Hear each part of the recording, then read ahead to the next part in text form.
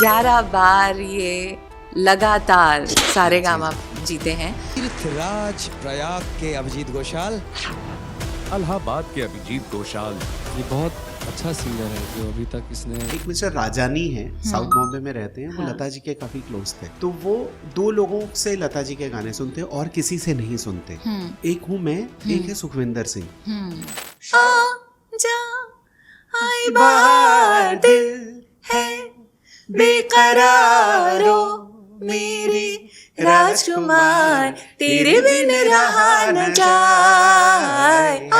ऐसा लगता है कि जैसे वो बंदा आता है ऑडिशन में, एक लड़का आता है ऑडिशन में, कहते हैं आपके पापा क्या करते हैं? मेरे पापा बैंक में हैं, ऑफिसर है। नहीं बेटा, तुम्हारे पापा हैं।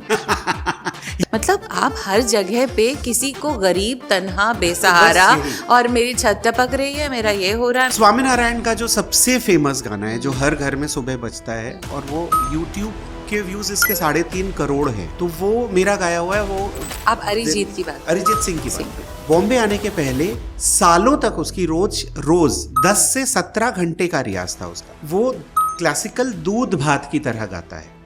मीत ना मिला रे मन का। जब तक आप अपने हाथ से नहीं लिखते, प्लीज गूगल से कोई भी गाना डाउनलोड करके मत गाइए।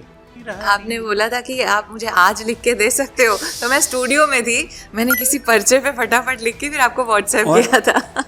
धर दी निशानी सिया चरणों में, बन गए जानकी दुलारे, केसरी नंदन भव भय भंजन, संकट मोचन हनुमाना, भक्ति के पर इन्हीं लम्हों से गुजर के सीखी है ये जिंदगी, मुस्का के जी ले कभी हम, नम होती पलकें कभी, इन्हीं लम्हों से गुजर के।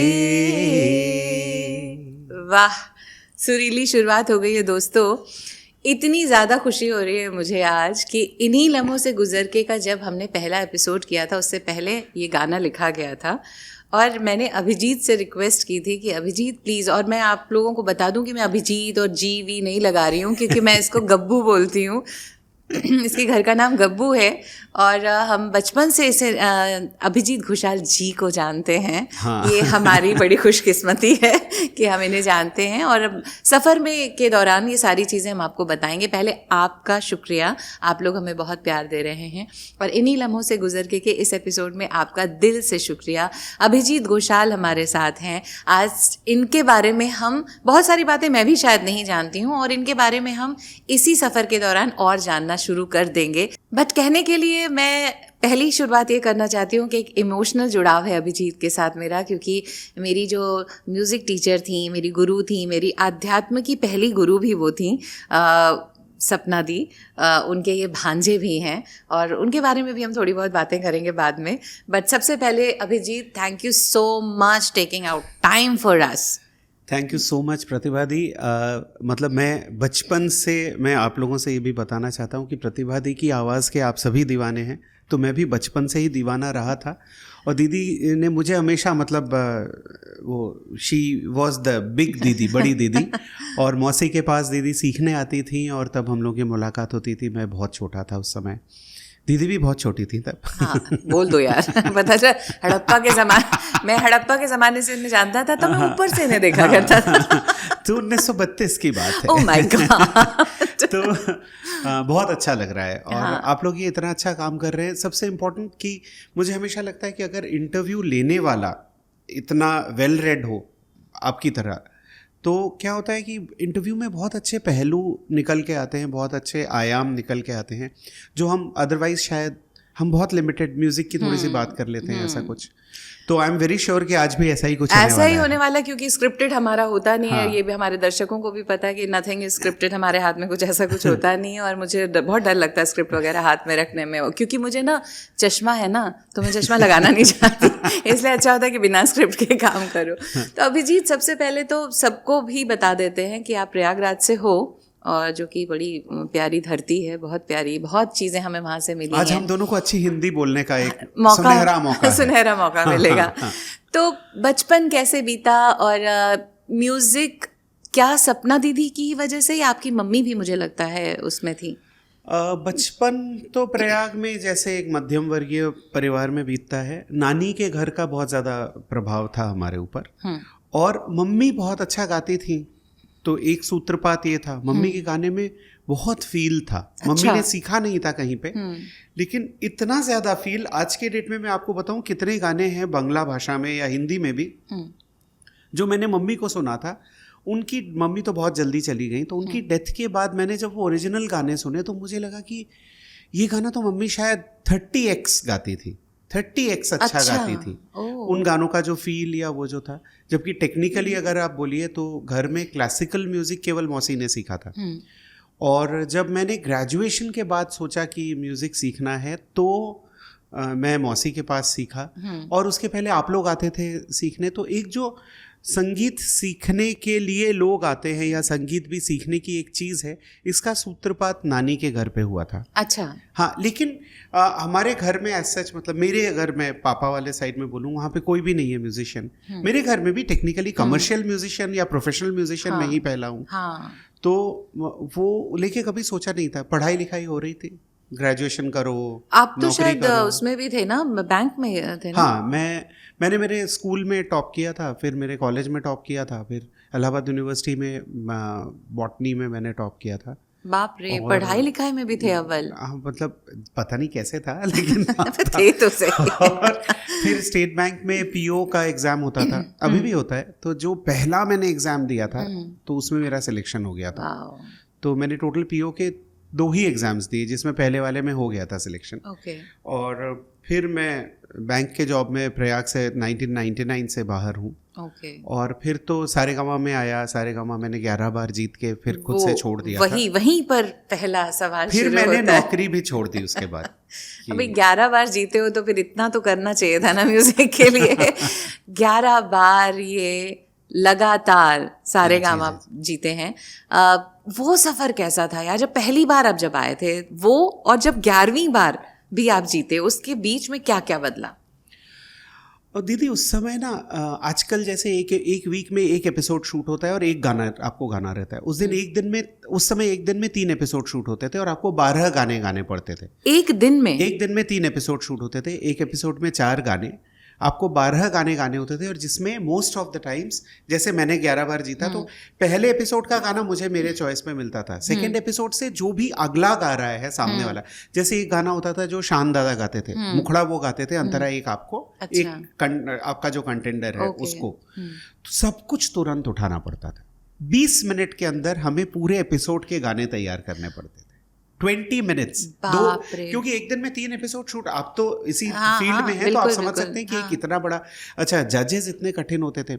मेरे जजेस में आप समझ लीजिए ना, नौशाद साहब, हरिप्रसाद चौरसिया जी, राशिद खान, खयाम साहब, ओपी नैयर, कविता कृष्णमूर्ति, विलायत खान साहब, ये पता नहीं इतने खतरनाक बोलता हूँ, हमारे वहाँ बोला जाता है इतने खतरनाक जज, मैं भयंकर बोलती हूँ। भयंकर जज होते थे। और वो उस समय रोना धोना तो था नहीं कि जज मुझे तेरे घर रोटी चाहिए, नहीं चाहिए, वो सब नहीं था।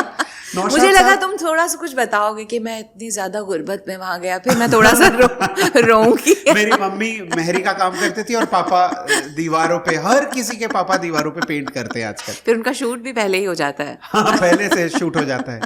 नहीं तो वो क्या, वो सब कौन से स्टेशन पे हर किसी को जूता देख रहे हैं, सहरेगा। मुझे तो समहाउ ऐसा लगता है कि मैं कुछ स्कैंडल नहीं तैयार करना चाहती, पर मुझे ऐसा लगता है कि जैसे वो बंदा आता है ऑडिशन में, एक लड़का आता है ऑडिशन में, कहते हैं आपके पापा क्या करते हैं? मेरे पापा बैंक में हैं, ऑफिसर है। नहीं बेटा, तुम्हारे पापा हैं।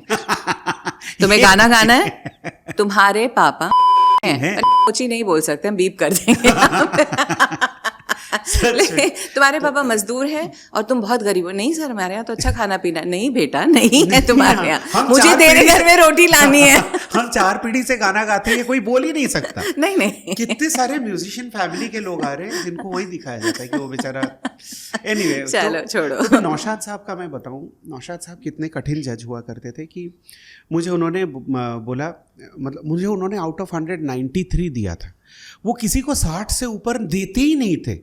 वो इतने ज़्यादा मतलब अक्खड़ जजों में थे और ऐसे सीधे पूछते थे, बरखुरदार आप ज़हीन कलाकार हैं, आप मदन मोहन जी का बनाया हुआ लता बाई का गाया कोई उपशास्त्रीय गाना सुनाइए। आई थिंक मैंने ये देखा हुआ है, इस हाँ, टाइप है का बताए कुछ। कुछ बाजार की तरह मैंने गाया था। Yes yes yes. और उसके बाद उन्होंने जजेस चॉइस में कैसे बोलते थे कि आप राग बागेश्वरी या मालकौंस में कोई बंदिश सुनाइए।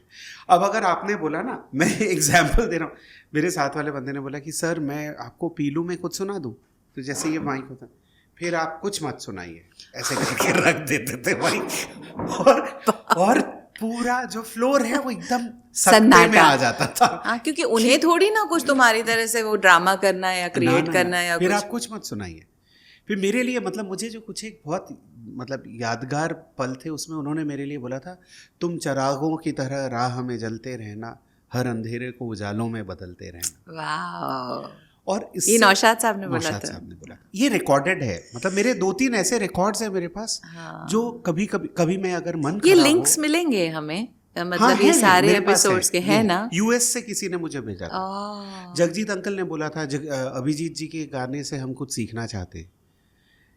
कितनी बड़ी चीज है। और अभी भी यू आर सो लकी कि आप अनूप जलोटा जी के साथ बैठ के उनको सुना रहे होते हैं और वो तारीफ कितनी करते हैं। आज सुबह he is flying back from Bhopal, तो उनका फोन आ गया कि तुम आधे घंटे के लिए भी हो सके तो मुझे 3 बजे एक बार कॉल करो।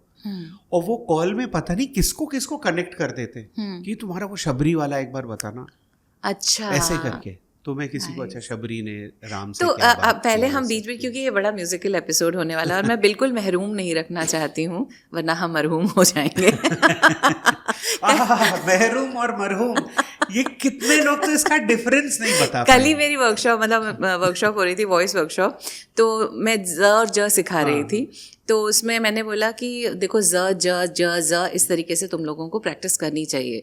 तो कहते हैं आपने अभी तरीका ही गलत तरीके से बोला। मैंने कहा तरीका बोला मैंने ना, तो हाँ। ये क्या बोला आपने? मैंने कहा ये सही बोला मैंने। ये क्यों है? तरीका। तो ये मैंने कहा बेटा उसमें बिंदी होती है, इजाजत और मिजाज। हाँ, ये बहुत ज्यादा। हाँ, तो फिर मैंने उनको बताया, मैंने कहा एक ही नुक्ता तुम्हारी जिंदगी बदल सकता है कि अगर आपको किसी ने बोल दिया कि जलील हैं या जलील हैं। ये क्या होता है? मैंने कहा भाई जलील होता है जिसमें बहुत ज़बरदस्त ऑरा होता है, अकबर आज़म या कोई महाराणा प्रताप, वो जलील है। और जलील मतलब एकदम बेगैरत। अगर तुमने गलती से किसी को बोला बड़े जलील आदमी है, तो मतलब आप बहुत अच्छा तारीफ कर रहे हो उनकी। तो वही वाला महरूम और मरहूम हो गया। तो भैया यही सब होने वाला है। मैं तो बातों से ज़्यादा गाने सुनने वाली हूँ। गाने इसमें सुनील दास जी, वो पूरा एपिसोड ही था जहाँ पे ऐसे गाने थे जो जिसमें सितार बजा हुआ, और क्या रईस खान साहब ने बजाया है इस गाने में सितार। बाप रे, मतलब हम बहुत लकी हैं। मैं तो अपने आप को बहुत बहुत ज़्यादा खुशकिस्मत समझती हूँ कि हमने उस दौर के गाने सीखे, गाए, परफॉर्म किए। और तुम बहुत ज़्यादा लकी हो क्योंकि ऐसे दिग्गजों के सामने बैठ के परफॉर्म करने का तुम्हें मौका मिला। मेरी तो ज़िंदगी में हसरत रह गई कि मैं लता जी के पैर छू सकूँ। हाँ, अच्छा दीदी, हाँ एक मुझे बहुत बड़ी चीज़, 4-5 दिन पहले एक मिस्टर राजानी हैं, साउथ बॉम्बे में रहते हैं, वो लता जी के काफ़ी क्लोज थे। तो वो 2 लोगों से लता जी के गाने सुनते और किसी से नहीं सुनते। तो एक हूँ मैं, एक है सुखविंदर सिंह।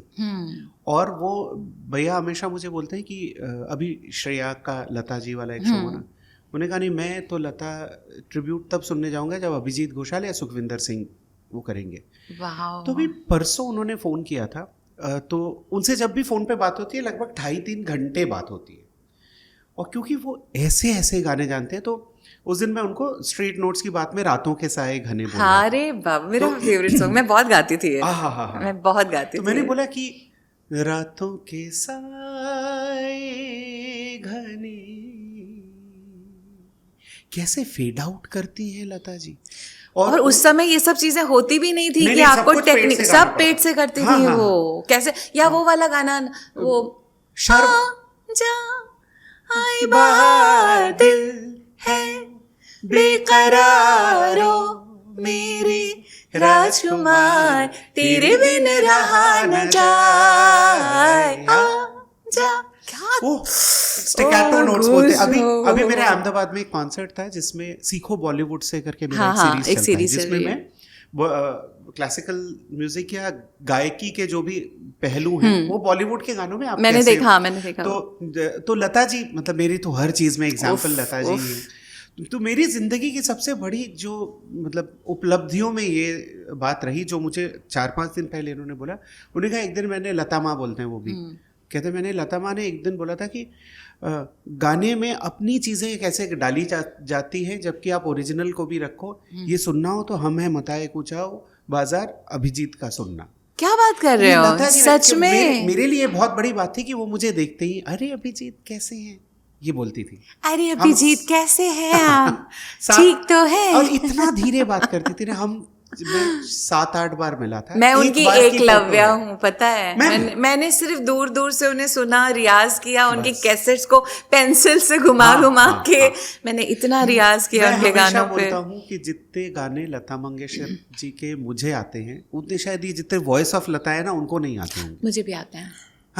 नहीं, आप वॉइस ऑफ लता नहीं है ना, आप वॉइस ऑफ प्रतिभा है। तो मतलब आप सोचिए ना कि मुर्की करके एक चीज होती है ना, हाँ, सारे सा रे गा रे गा मा, तो सजना सुन सुन तेरी चाबी की धुन, धुन, तेरी नजरों की, बाकी जो भी है। हाँ। कितना क्लियर एग्जाम्पल है। यही सब मैं अहमदाबाद में गा रहा था उस दिन कि, और मेरा हर एग्जाम्पल, मैं मेल सिंगर होके एग्जाम्पल सारे मैं लता जी के देता अभी अहमदाबाद आप जब भी आओगे वो हमारे थ्रू आओगे आप। पक्का। हमारा तो अभी प्रोग्राम आपके साथ होने ही वाला था, बट हो जाएगा, कोई बात नहीं, हो जल्दी जाएगा, हो कोई जाएगा, इशू नहीं है। अब हम लोगों को बहुत सारे प्रोग्राम्स करने हैं वहाँ पे म्यूजिकल। तो खैर अब यहाँ से आगे चलते हैं। तो अब मुझे ये पूछना था कि टेक्निकल ले लो, इमोशनल ले लो, और या जजेस की जर्नी को पहले एपिसोड से 11वें एपिसोड तक में क्या चेंजेस देखे, और अब जो हो रहा है क्या बदलाव देखते हो उसमें? देखिए, सबसे पहला अभी का मैं कुछ भी नहीं देखता, इसलिए मैं जो YouTube पे, ये Facebook में छोटे छोटे क्लिप्स आते हैं, अभी वाले में क्या है कि ज़्यादातर लोग जो लोग देख भी रहे हैं उनको भी आइडिया होता है कि इसमें बहुत ज़्यादा चीज़ें मार्केट ग्रस्त हैं, जो ठीक भी है। मार्केट, और मार्केट से पैसा नहीं आएगा तो आप कैसे किसी चीज़ को सर्वाइव कैसे चलाएंगे। करेंगे? हाँ। उस समय क्या था कि गाने का रीटेक नहीं होता था। अगर आपने गलत गाया है तो वो गलत ही दिखाया जाएगा। अच्छा। उस समय हम धड़ल्ले से किसी जगह बेसुरा या कंसुरा होते थे और वो आता भी था, क्योंकि हम ह्यूमन हैं। हाँ, हाँ। मैं आज भी स्टेज पे कभी भी कुछ भी +1 नहीं गाता हूँ। +1 अभी आप लोग, बहुत सारे लोग जानते होंगे, आजकल बहुत सारे गाने चला दिए जाते हैं और हम उसके ऊपर होंठ हिलाते हाँ, हैं। वो होठ हिलाते हैं। वो मैं कभी नहीं कर पाता। मैं थोड़ा बेसुरा गाऊंगा, आई एम अ ह्यूमन, आप भी इंसान भाई हैं, आप हम भी इंसान हैं। दौड़ रहे हो, हाँफ रहे हो, तो वो सब आ जाएगा ना हाँ, उसमें। जैसे अभी हम बात करते करते अचानक गा रहे, हो सकता है पहला सुर, लास्ट सुर इधर उधर जाए, वही इंसान है, इसलिए वो अच्छा है कि ठीक है, थोड़ी बहुत गलतियां हो सकती हैं। तो आज की डेट में एवरीथिंग इज वेरी पॉलिश्ड, सब कुछ पोस्ट प्रोडक्शन होके आपके सामने आता है। उस समय नहीं होता था। मुझे आज भी याद है, मैंने मालकॉन्स में आए सुर के पंछी आए गाया था, उसका एक तान मेरा सम पे नहीं आया था। तो वो आज भी यूएस में बहुत सारे लोगों के पास मेरे वीडियोस हैं, वो अगर आज भी कोई आपको भेजेगा तो आप देखेंगे अरे ये तो सम पे नहीं आया। वो नहीं ठीक किया जाता था। और सामने सुनने वाले विलायत खां अगर बैठ के आपका मालकॉन सुन रहे हैं, आप कहाँ से उसको ठीक करेंगे? आपके गले से सा गा मा धा गा मा का सा इतना निकल गया, वही बहुत है। बस सामने बाबा, सुन रहे हैं विलायत खां साहब, मैं तो वहां पर सिर्फ म्यूट हो जाऊंगी। तो मेरा ये होगा। तो ये था कि उस समय things were very organic and original. हाँ। और अभी भी देखिए बहुत सारे सिंगर्स हैं।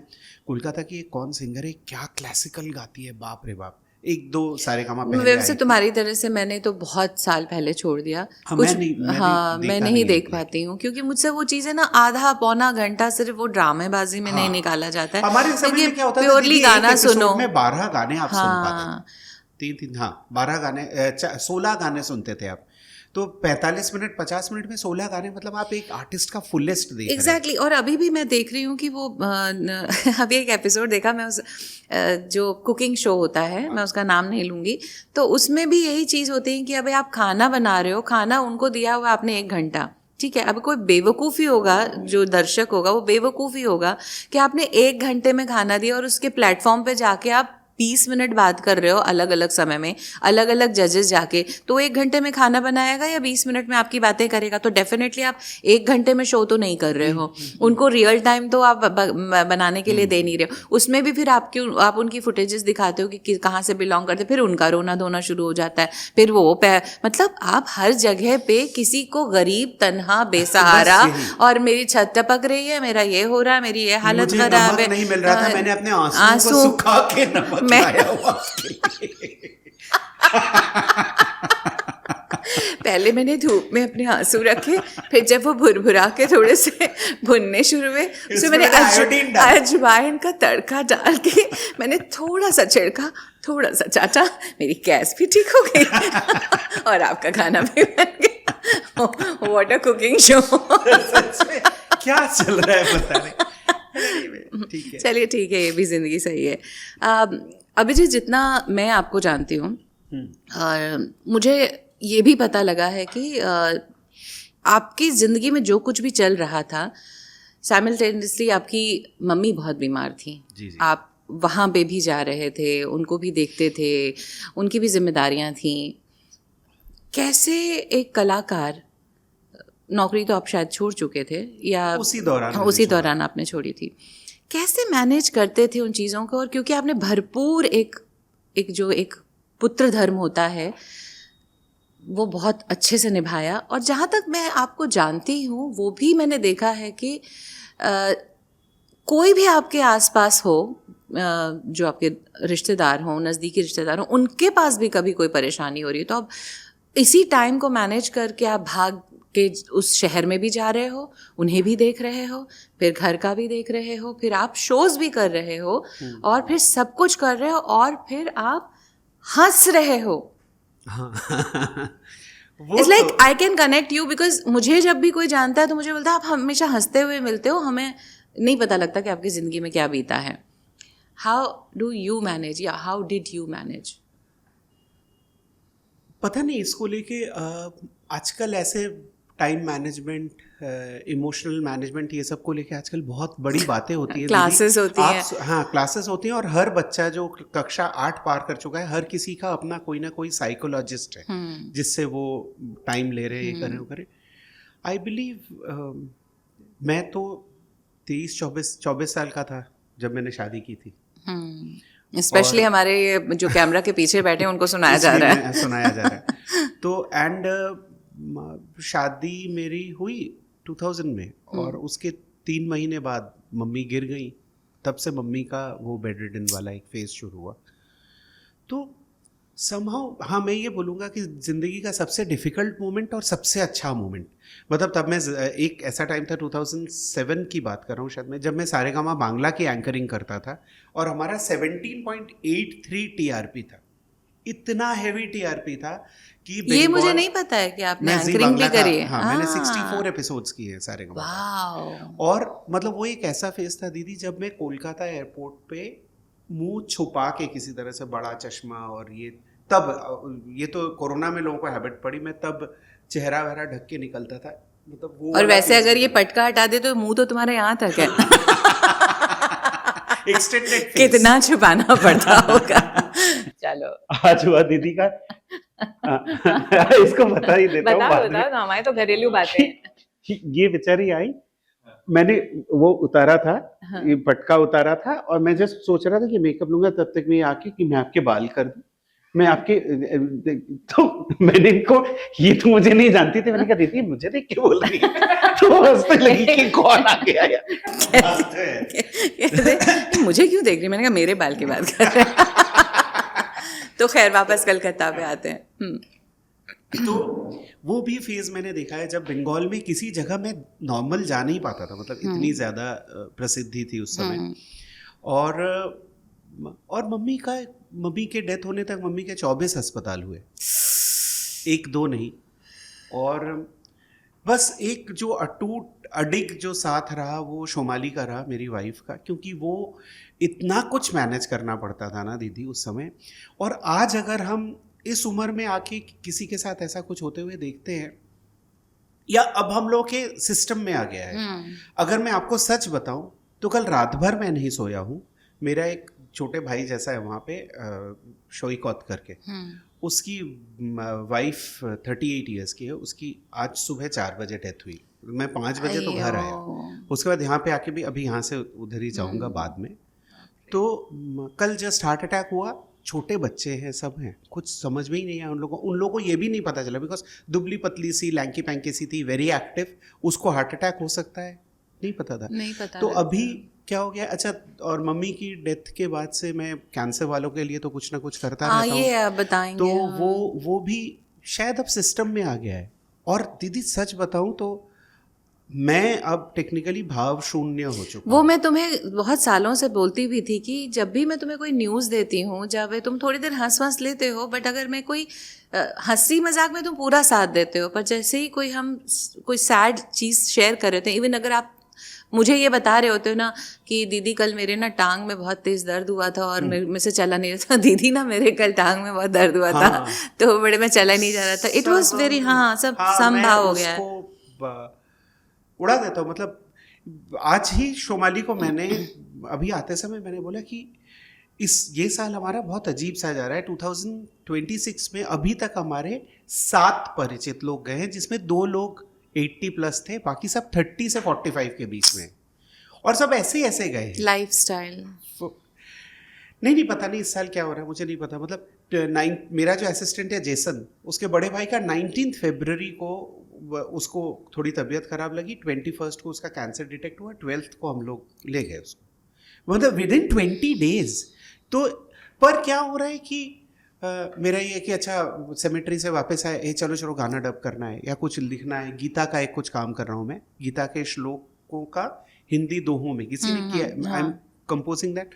मैं घर आके वो लेके बैठ गया, एज इफ वो मेरा एक सेगमेंट था, उसको मैंने शट ऑफ किया और मैं इधर आ गया। और ये सारी चीजें मम्मी के समय में आपने अपने आप को बहुत ज्यादा, मम्मी के समय में आई बिलीव इतनी ज्यादा हैबिट हो गई। एक बहुत बड़ा दुबई में मैं, शिल्पा शेट्टी और वो जो थी ना कांटा लगा, वो जो लड़की थी, हाँ, उसकी भी तो डेथ था, उसकी भी डेथ। तो हम लोग सब परफॉर्म करके आ रहे हैं, यहाँ पे एयरपोर्ट में उतरे, हाय बाय करके, वो एयरपोर्ट से सीधे टाटा कैंसर हॉस्पिटल चले गए। टाटा कैंसर हॉस्पिटल से फिर मे बी कोई शूटिंग में चले गए। तो एंड वहाँ पर भी तो आप डिफरेंट पेशेंट से मिलते होगे ना, जब मम्मी के दौरान कितनी चीजें जिंदगियां वहाँ पे नजदीक से देखते होगे, दुख दर्द शायद। बट इसका एक बहुत बड़ा नेगेटिव हुआ है मेरे साथ कि कोई मुझे कितनी भी खराब खबर दे, मेरा फेस इतना ज्यादा उसमें नॉर्मल रहता है कि कई लोगों को ये बुरा लग जाता है।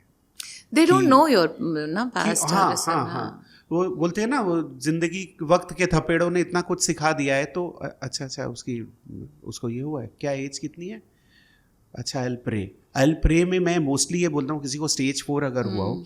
अभी 14 नवंबर को मैं टाटा में गा रहा था छोटे बच्चों के लिए, बाल दिवस था, 22 बच्चे थे, हाँ 22 बच्चे थे। तो राइल्स ट्यूब लगा हुआ है, तो वहाँ पे ना बहुत संभल के गाना पड़ता है, मतलब बम बम बोले मस्ती में डोले, इतना आप कर सकते हैं। लेकिन कोई उछलने कूदने वाले जो बहुत गाने हैं ना, ए फॉर ओरे आओ बी से भाव ना खाओ, सी से चिल्ला के गाओ, डी से दारू पीते, क्योंकि वो छोटे बच्चे हैं, राइल्स ट्यूब लगा हुआ है, यहाँ पे कैथेटर वहाँ पे कैथेटर, उनको नहीं पता, वो ज़्यादा उछल जाएंगे, कहीं खून आने लगेगा तो क्या होगा। मेरे जो म्यूजिशियंस हैं जो मेरे साथ रेगुलर काम करते हैं, वो लोग मेरे साथ टाटा में या ये सब में नहीं जाते। वो लोग सीधे बोलते हैं कि बाबा वो सब तुम देख सकते हो, हमसे नहीं होगा। और मैं उन सबको ना पूरा केयर करते हुए कि कौन बच्चा आगे आ रहा है, मैं स्टेज पे टाटा में, it's a closed type of place, एकदम फ्रंट में मैं रहता हूँ और ये रहता है कि सब लोग मेरे पीछे रहेंगे। तो I keep on checking cross कर करके, क्योंकि छोटे बच्चे हैं, वो लोग मस्ती कर रहे हैं। और दीदी सबसे बड़ी मुझे लगता है कि ईश्वर की कृपा ये है कि छोटा बच्चा जिसको कैंसर है या जिसकी तबीयत खराब है, वो मेरा पैर पकड़ के होकर जाने नहीं देंगे और गाना सुनेंगे। उसको क्या सारेगामा से लेना देना है कि मैं क्या आया था, क्या जीता था। उसको उस मोमेंट में अगर मेरी एनर्जी से कुछ पॉजिटिविटी मिल रही है तो वो मुझसे चिपक रहा है, अदरवाइज तो उसको क्या लेना। सालों से आप जा रहे हो वहाँ पे? 2008 मम्मी की जब डेथ हुई। रेगुलर जाते हो वहाँ पे? हाँ, साल में एटलीस्ट 3 बार तो जाता हूँ। तो एंड उन सब लोगों के लिए, मोस्टली टर्मिनल पेशेंट्स के लिए, एंड देन जो ओल्ड एज होम्स हैं, मतलब जहाँ मम्मी बेड रिडन थी ना बहुत साल, तो जहाँ पे बेड रिडन पेशेंट्स हैं उन जगहों पे जाता हूँ, और उनके पास मेरा एक माइक्रोफोन है कॉर्डलेस, तो उनके पास जाके उनसे पूछ के आप अभी एक माता जी का मैं आपको वो वीडियो दे दूंगा, आप लोग चाहे तो इसमें ऐड कर सकते हैं। एक उसमें गया था मैं, 99 ईयर्स की एक माता जी थी, इतनी क्यूट सी थी ना, मेरे सपनों की रानी कब आएगी तू, तो मैंने उनको पूछा, वो ना पूरी 90 डिग्री हो चुकी थी, हाँ वैसे झुक जाती हाँ, है, हाँ, लेकिन उस पर फिर ऐसे करके उनको बिठा देते थे और वो इतनी मस्ती करती थी। और वहाँ 84 ईयर्स 86 ईयर्स सब बेड रिडन, तो मुझे बोलती देखो सब बुढ़ी हो गई है, मेरे सामने बोलती है मर जाऊंगी मैं 99 की हो गई हूँ। तो ऐसे, तो मैंने उनको पूछा कि आपके पसंद का कोई गाना, अरे हमारे पसंद के बहुत पुराने गाने होते हैं। तो एक मुझे ईश्वर की बहुत बड़ी कृपा है कि मैं बिना देखे मैं हज़ारों गाने गा सकता हूँ। हाँ, बिल्कुल। तो उन्होंने मुझे, मैंने बोला कि नहीं अम्मा आप बताइए आपके पसंद का गाना। कहती है जगमोहन एक सिंगर थे। मैंने कहा हाँ, सपन जगमोहन और जगनमोहन मित्रा उनका नाम था। तो शी वॉज लाइक कि आप जानते हैं, कहते आँखों में छुपा मन, आँखों में छुपा मन मेरा है, मन में छुपा कौन, सपनों में मेरे होंठ पे आकर के हंसा कौन, सपनों में मेरे होंठ पे आकर के हंसा कौन, है मन में छुपा कौन। कितना टेढ़ा गाना है ये, किस समय का बना हुआ? 1937। ओह माय गॉड, 38 का है। और मैं आप लोगों को बता दूं, मैं तब पैदा नहीं हुई थी जो उसने 1932 करके बोल दिया है। नहीं, मुझे कई लोग ना सारेगामा के उसमें कई लोग बोलते हैं हम बहुत छोटे थे तब हमने आपको देखा था। मोस्टली लड़कियां बोलती हैं, उनको और ज्यादा रहता है ना, वो और भी छोटी थी। तो मैं तुरंत बोलता हूँ कि हाँ ये 1932 की बात है जब मैं सारेगामा में आया। मुझे तो बोलते थे मैं इतना छोटा था, मैंने कहा हाँ तुम जमीन पे स्टिकर जैसे चिपके हुए थे ना बुरा लगता है ना, इतना छोटा। और सबसे बड़े बुरा मुझे तब लगता है कि जब आपको किसी ऑटोफिल या उस टाइप में आपको मैनुअली अपना सन ढूंढना पड़ता है ना, तो कितना पीछे जाना 2000 को क्रॉस करके फिर 19 में से भी बहुत सारा, क्यों इतना पीछे जा रहे हैं।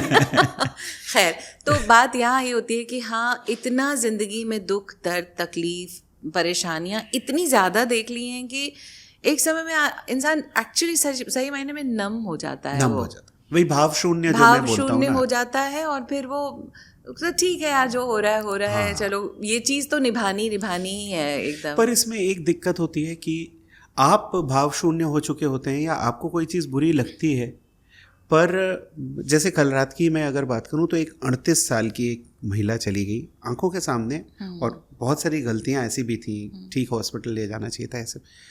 तो उसमें अगर आपके आंख से आंसू भी नहीं निकलते, आप वो कि आप उसको एकदम, तो कई बार मैंने ये देखा है दीदी कि लोग ये इसको नहीं समझ पाते, मतलब then you are always taken wrong, अरे इसको तो कोई फर्क ही नहीं पड़ता।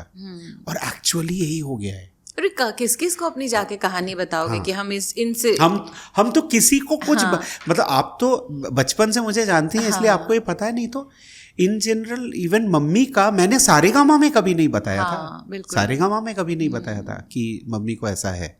नहीं तो उस समय तो अगर आज के दौर में तुम ये होते तो तुम्हारी मम्मी छप चुकी होती हर जगह, और तुम रो धो के जजेस निकल चुके होते, चाहे तुम्हें कोई रोना आ रहा होता या ना आ रहा होता। मेरी आंख में वो लोग मिर्ची डाल देते हाँ, रुलाने के लिए। रो भाई बदतमीज इंसान, माँ बीमार है तुम्हारी भाई। चलो ठीक है, अब मुझे बताओ कि एक दौर ये हुआ, फिर उसके बाद ये सब हुआ कि बहुत ज़्यादा इतने टैलेंटेड हो तुम, मैं कहती हूँ तुम चपक के सुर लगाते हो। जैसे हमारे यहाँ यूपी में भाषा है, ये चपक के सुर लगता है इस बंदे का, जो बोलो ये उठा लेता है गाना, हर चीज़ को इमीडिएटली पकड़ लेता है, मुर्की है, मीण है, हर चीज़ है। इतना बॉलीवुड क्यों नहीं? बहुत अच्छा सवाल है।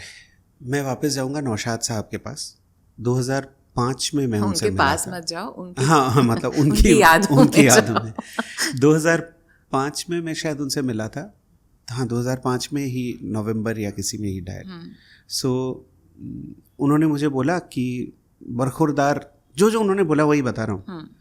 बरखुरदार आप मंच पे रफ़ी किशोर के गाने गा के अपना गुज़र बसर करेंगे, मुझे आप उस बिरादरी के नहीं लगते।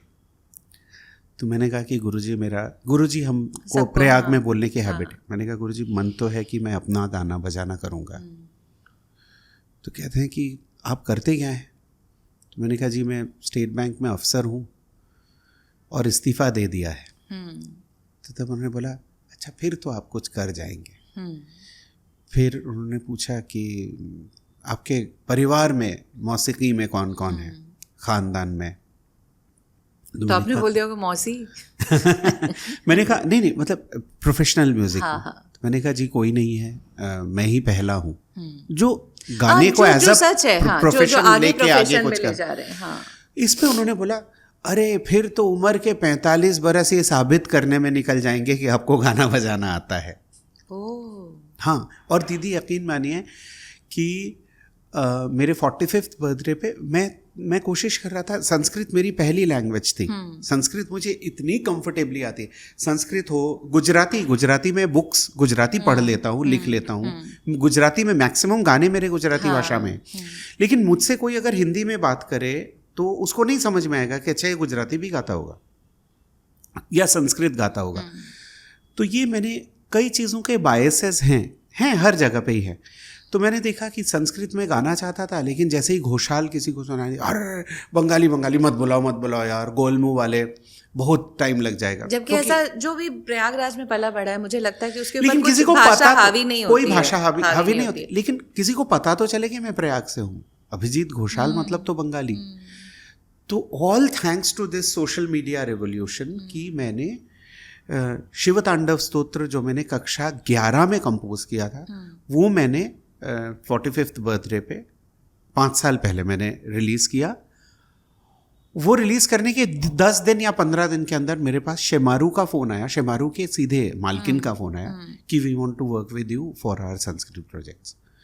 तो ये एक मैं वो बता रहा हूँ कि जहाँ पे आपका, और बॉलीवुड से रिलेटेड ये भी है कि हम लोग शायद, मम्मी की तबीयत ख़राब रही, फिर पापा की तबीयत इतनी ख़राब रही और सब, तो शायद बॉलीवुड वाले के लिए जितना ज़्यादा अंधेरी में आके टाइम देना चाहिए था, वो मैंने कॉन्शियसली अनकॉन्शियसली सबकॉन्शियसली नहीं दिया। मुझे लगता है कि आप सभी दिग्गजों को जानते थे और सभी दिग्गज आई डोंट नो लाइक, हाँ, अनूप जी आज के डेट में बोलते हैं, अनूप जलोटा जी, मुझे बहुत स्नेह मिलता है उनका। वो हमेशा बोलते हैं कि मैं किसी को भी तुम्हारा नाम बोला, अरे वो भंडाना वाला, वो तो बहुत अच्छा गाता, ऐसे करके सीधे है। पर तो ना कमर्शियल जैसे जिंगल्स भी बहुत ज़्यादा नहीं किए या और ना बॉलीवुड सॉन्ग्स गाए। हाँ। तो क्या होता था, कभी आप गए? नहीं, मैं गया नहीं कभी। अच्छा। बहुत ज़्यादा मैं वो स्वांतः सुखा, या शायद हम लोग ऐसे, मैं और मेरी वाइफ ऐसे उसमें रहे कि हाँ वो जो प्राप्त है वो पर्याप्त है टाइप का एक जो होता है ना, इसमें ऐसा कुछ भी नहीं है कि मेरे साथ किसी ने कुछ किया होगा।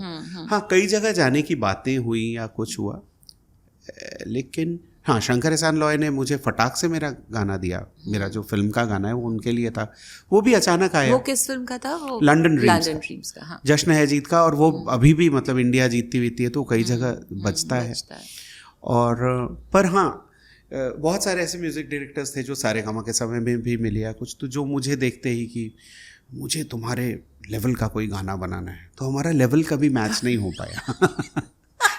तो इसलिए जैसे मैं माँ पे अभी मैंने जो गाना रिलीज किया या कुछ, तो फिर मैंने देखा कि नहीं, किसी के लिखे पे या किसी के उस पे मैं क्या वेट करता रहा, उससे बेहतर है मैं अपना। मैं इसीलिए तुम्हारे साथ ये रिलेट कर पाती हूँ कि rather than going to the producers and asking for work, उससे अच्छा होता है कि अगर आप क्रिएटिव हो और रचना आपके अंदर रची बसी है और ईश्वर की कृपा है आपके ऊपर, तो आप अपना भी कुछ इजाद करके अपने लिए कुछ क्रिएट कर सकते हो अभी। और इसमें मुझे लगता है प्रयाग का बहुत बड़ा रोल है। बिल्कुल, कि हिंदी भाषा पे हम लोगों का जिस पकड़ जो है, हम लोगों का जो दखल है, हाँ। कि हम लोग आराम से, वो माँ को लेके अभी मैं जब वो कर रहा था तो मेरा ये था कि इतना सिंपल होना कि हर कोई समझ पाए। पर मुझे उससे पहले एक चीज़ का पूछना है, again going to the commercial world, मुझे एक आपका वो वाकया याद है कि जब आपको किसी ने बोला था कि नहीं ऐसा नहीं, आप एक जिंगल गाने गए थे।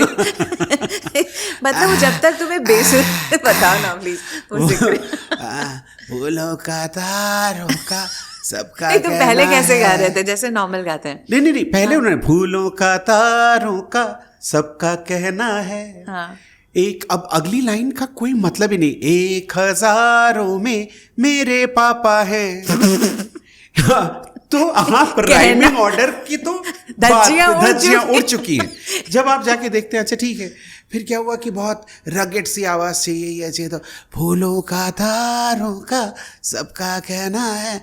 नो अभिजीत, एक तो ये MBA किए हुए जो प्रोड्यूसर्स आ जाते हैं ना, जिनको ये लगता है कि हम इस कंपनी में CFO CEO व्हाटएवर है, तो हमको गाना आता है। No Abhijeet, this is not 1000 में मेरे बाबा है। तो फिर नहीं, आई वांटेड मोर रगेड, मोर। अच्छा, रगेड कौन सी भाषा होती है भाई? पता नहीं यार। तो लता जी बोलती थी ना कि पूरी जिंदगी गाना गाने में बिता दी, एक बात समझ में नहीं आई कि वो बात कौन सी होती है जो नहीं आती। इसमें वो बात नहीं आती। तो और लता जी को कोई बोल सकता है कि आप में वो बात नहीं आ रही है, तुम्हें शर्म से डूब मरना चाहिए कहीं जाके। तो नो अभिजीत, तो मैंने फूलों का तारों का सबका कहना इतना गंदा कर चुका हूं, तब भी उनको। तो मैंने कहा कि फिर मैंने बोला कि 1 मिनट, आपने मुझे किस लिए बुलाया था, क्या देख के बुलाया था? नहीं, और निर्मा जिंगल, तुम हुस्न परी तुम जाने जहां, तुम सबसे हंसी तुम। मैंने कहा दैट्स अ सॉन्ग। आपने एक गाना सुन के अगर एक सिंगर को बुलाया है और आप तब से बोले जा रहे हैं कि और खराब गाओ, और खराब गाओ, इतना खराब से नहीं चलेगा, और खराब गाओ। अरे आप बाहर जाइए ना, जो भी बंदा नेक्स्ट आपको सामने मिल जाए उसको बुला के ले आइए। चल तू गा। तो ये करके मैं चला, मैंने उन लोगों को अपना बिल तक नहीं भेजा था। मैंने कहा नहीं यार, ऐसे लोगों को। और वहां पे बाकी जो लोग थे जो मुझे थोड़ा जानते भी थे, उन्होंने कहा कि यार आप गलत आर्टिस्ट को बुला रहे हैं, आप किसी आर्टिस्ट को उसकी गायकी देख के बुला रहे हैं, उसके बाद आप उसे बोल रहे हैं कि आप ऐसा कुछ गाओ जो किसी भी तरह से नाचे। मेरा एक प्रोड्यूसर था, तो हम लोग दिल्ली में ड्रामा सीरीज होती थी उस समय, तो ड्रामा वामा करते थे, छोटे छोटे 15-15 मिनट की स्किट्स हुआ करती थी। वो हम लोगों ने किया और इतने में वो आए एकदम से, ये चला के सुना, वापस सुना। तो उसने चलाया, भाई ड्रामा नहीं आ रहा इसमें ड्रामा नहीं आ रहा। तो हमने 2-3 तरीके से बोला, ड्रामा नहीं आ रहा प्रतिभा ड्रामा नहीं आ रहा। तो उसने क्या किया, उसने रिवर्ब बढ़ा दिया, ड्रामा आ गया। अरे मैं खुद देख चुका। ड्रामा आ गया। और मेरे कहना नहीं चाहिए, बहुत बड़ी दिग्गज उस पे थे। मैं जसराज जी के पीछे तानपुरा बजा रही थी, तो MA में हम लोग करते थे ना, तो नए नए बहुत अच्छे आते थे गायक, और बहुत प्रसिद्ध गायक आते थे।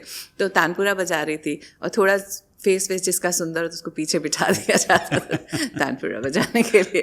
हम तानपुरा बजा रहे थे, तो वो स्टेशन जो डायरेक्टर होते थे ना रेडियो स्टेशन के, दूसरे दिन हम मुझे मिले, तुमने कितना अच्छा सितार बजाया उस दिन। मैंने कब बजाया? मैं तो तानपुरा बजाया। बहुत अच्छा सितार बजाई आप उस दिन। मैं तो ये जब बैठे होंगे हमारे सामने, तो फूलों का तार, ये एकदम सही बोला। तो ये है, ठीक है, मगर हम तुम खुश हो, यू हैप्पी जहाँ हो, या कुछ और ऐसा लगता है कि नहीं यहाँ से अभी और नहीं, छूट नहीं गया, मैं तो करता रह रहा हूँ। और नौशाद साहब मुझे याद आ जाते हैं ना, नौशाद साहब के हिसाब से तो मैं 5 साल से म्यूजिक में हूँ। हाँ, क्योंकि उन्होंने बोला 45 में तो तुम अपने आप को 45 में आपका ये शुरू होता है। और आज की डेट में ये है कि कोई भी म्यूजिक लेके कुछ बात करता है तो now the perspective is more focused, more. Even Anoop भैया भी, अनूप जलोटा, हमने कभी प्रयाग में रहते हुए सोचा था कि अनूप जलोटा आपको, यार मैं भोपाल में एयरपोर्ट में हूँ, 3 बजे मुझे कॉल करो, तो ये कभी नहीं सोचा था। हम लोग जिस शहर से हैं, जैसे वो किताब मैंने छोटे शहर की बड़ी कहानी, हम तो उसी जिंदगी को उसी में बहुत कुछ पाने की कोशिश करते थे। ये जिंदगी देखेंगे कभी तो सोचा भी नहीं था। ब्लेस्ड, तुम तो कभी सोचा नहीं था। ऊपर से दीदी एक और है ना कि अगर आप हमारे शहर की बात समझिए, तो वहाँ पे तो मुझे आज भी शायद सिंगर नहीं माना जाता है, क्योंकि मैंने कभी संगीत समिति का कुछ नहीं किया, मैंने म्यूजिक की कोई पढ़ाई नहीं की।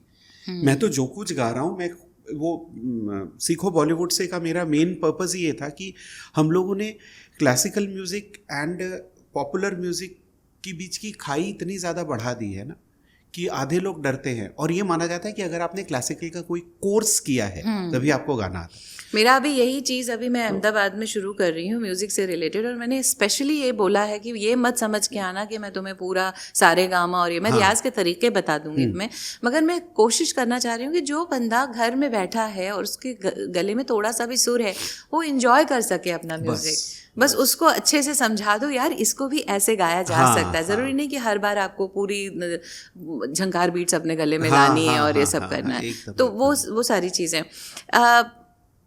क्योंकि मैं तुम्हें इस तरह से बार बार बोलती रहूँगी बीच बीच में, मुझे ना आपने लता जी के बहुत सारे, आपको किशोर दा का कौन सा सबसे प्रिय गाना है? मोहम्मद रफ़ी साहब, किशोर दा और मन्ना डे, ये तीन का तो मैं तुमसे ज़रूर थोड़ा थोड़ा गाना सुनना चाहूँगी, तो गैप्स में सुनूंगी, बट किशोर दा का बताओ कोई जो बहुत करीब हो दिल के। बहुत ही हैं उनके अच्छे अच्छे गाने। तो मुझे उनका एक गाना जो फन सॉन्ग है ना, वेरी डिफिकल्ट क्लासिकल सॉन्ग, एक तो सारे के सारे गामा को लेकर मुझे बहुत ज़्यादा पसंद है, मुझे भी पसंद है। किसी को जिंदगी भर का म्यूजिक का प्रैक्टिस करना उस गाने को उठा ले। और दूसरा वो ये गाना बहुत डिफिकल्ट गाना है, हे हे हे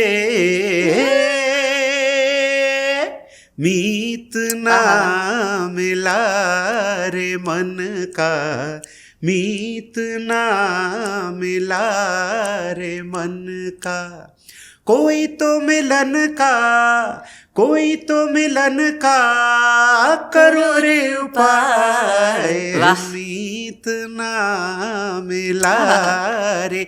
जो क्लासिकल की हरकतें हैं वो भी, चैन नहीं बाहर बाहर, ये जो वो बंदा करते, मतलब वो जो करता था, वेरी टैलेंटेड पर्सन। चैन नहीं घर में है, चैन नहीं बाहर, चैन, इस तरह से उनका एक और गाना है ना, वो तुमसे कहने वाली और भी हैं प्यारी बातें, सामने सबके बोलो कैसे कह दूं वो सारी बातें, आज मगर बस इतना ही करना है इकरार,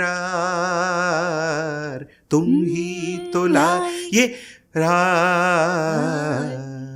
एक नोट पे इतना प्रेसिशन के साथ छोड़ देना, ये और वो भी कोई क्लासिकल ट्रेंड सिंगर नहीं थे। वही, अगर आप ये मानते हैं कि क्लासिकल के वो 7 साल का कोर्स करना पड़ता है 8, तो वो भी नहीं थे, और वो कलाकार थे, ऊपर से राइटर डायरेक्टर। इस वाले गाने में इतने मोड्स है। उनका एक गाना है जो पूरा गाना एकदम खड़ा गाया गया है, प्रिय प्राणेश्वरी हृदयेश्वरी, यदि आप हमें आदेश करें तो अब प्रेम, तो ये क्लासिकली दिस इज पमगरे सारे गामा पमगरे सा मगरे सा, आदेश करें तो प्रेम का हम श्री गणेश करें यदि यदि। तो क्या खेलते थे वो सुरों से यार, वाओ यार, मेरे को तो इतनी मुझे नहीं लग रहा ये वाला एपिसोड बहुत लंबा जाने वाला भाई साहब, मुझे नहीं पता, बजने तो उसको 2 एपिसोड में जाने दो, I don't care. Then Rafi साहब का जो सॉफ्टनेस है, जाने बहार हुस्न तेरा बेमिसाल है,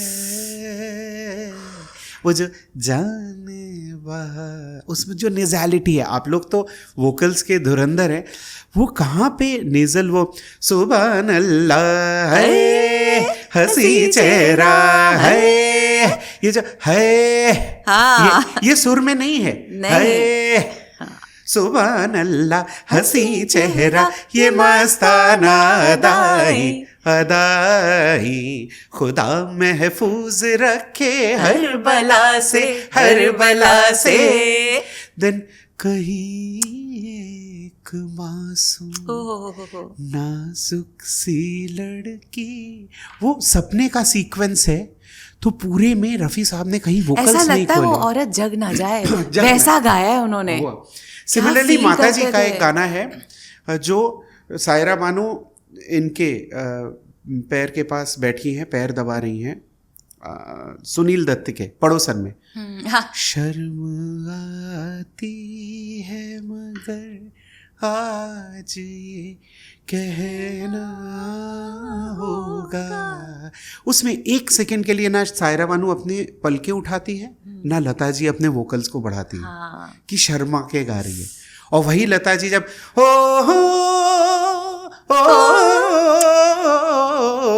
मैं हूँ खुश रंगहीना, वहां पे आप देखिए क्या स्पेक्ट्रम है उनके आवाज का। यही मोहम्मद रफ़ी साहब का भी यही होता था कि यहाँ भी आपने कर लिया, और जब वो खुला गला करते अरे। थे वो कभी भी फॉल्सेटो में नहीं जाते थे, वो खुले गले से खुले वो गले से ऊपर वो- उठ जाते थे वो सुर। कल तेरे जलवे पर आए भी खुला होंगे, एकदम। लेकिन झलक तेरे ख्वाबों में होगी, फूलों की डोली में होगी तू रुखसत, लेकिन महक मेरे ख्वाबों में होगी। वो सब कर लिया फिर? दिल के झरोखे में तुझको बिठा कर, यादों को तेरी मैं दुल्हन बना कर, और उनका कर, और वहां पे वो उनका जिनके ऊपर पिक्चराइज हुआ है शम्मी कपूर, शम्मी कपूर का कर, वो क्या करते थे वो तो मैं नहीं कर सकता, आप उनकी एक्टिंग में।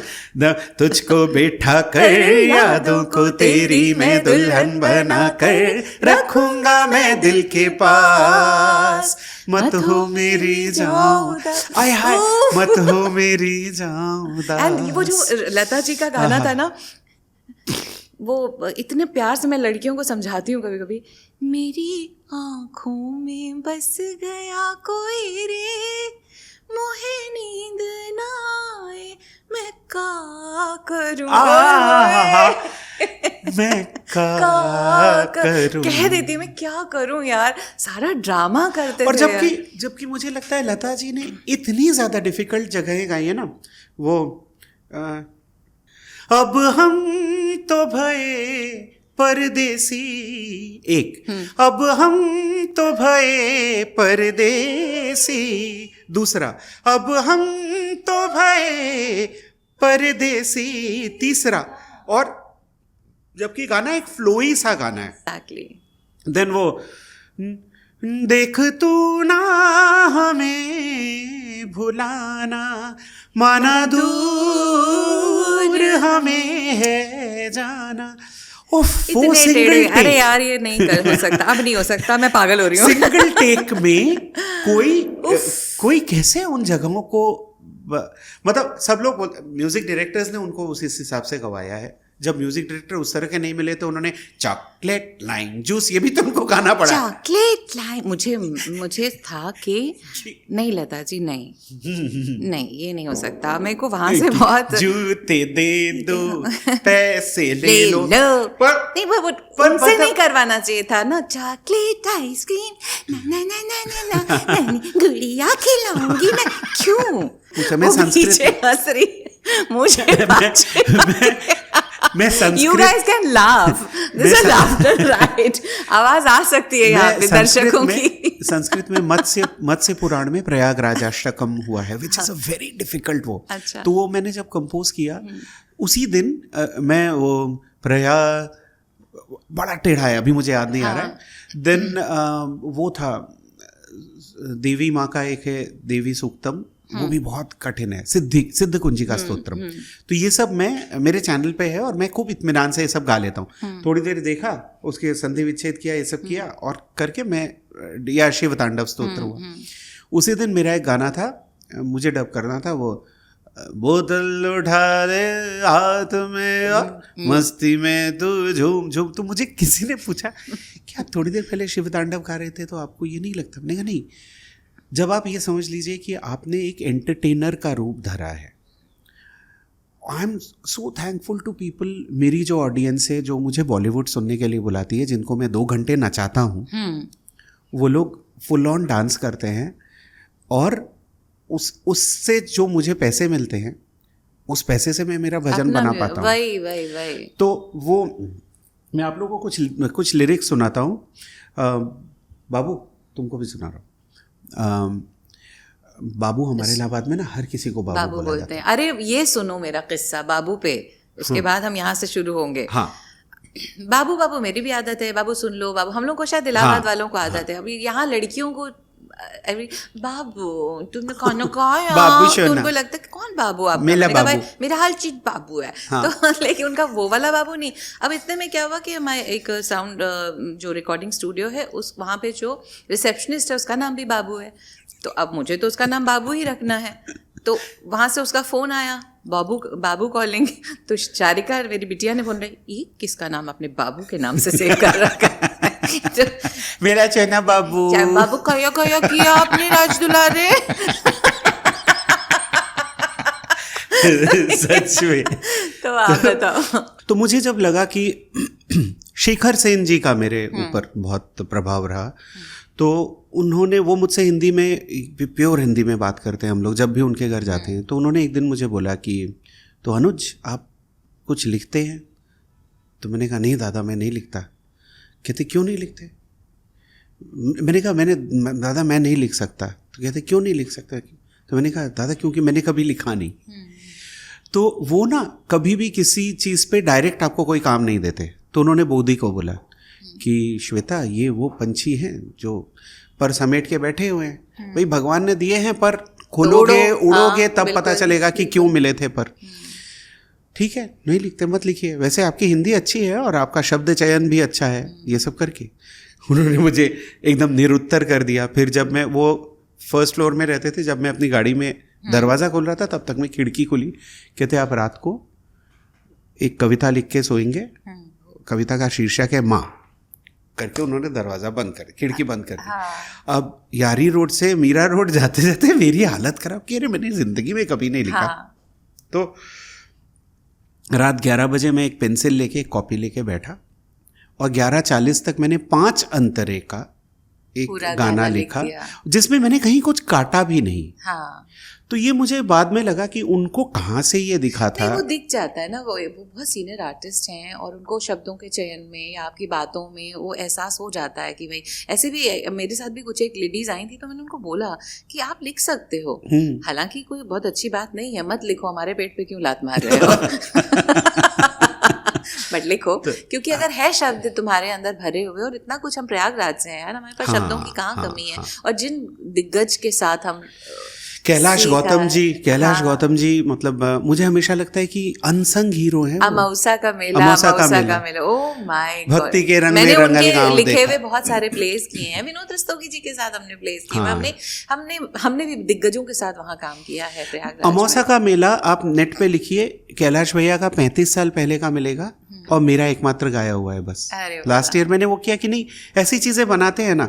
प्रयाग के लिए एक वो बनाया था, जिसके अंक में केली करे नित तीरथ राज प्रयाग, लेटे हुए हनुमान प्रभु जहाँ रहे अनवरत जाग, अक्षय वट वेणी माधव जहाँ बसी अलोपी मात, जिसके सुमिरन दर्शन वंदन से जग जाते भाग, चल उस नगरी चले मनवा कुंभ की नगरी चले, गंगा यमुना सरस्वती की धाराएं जहाँ मिले, मनवा कुंभ की नगरी चली।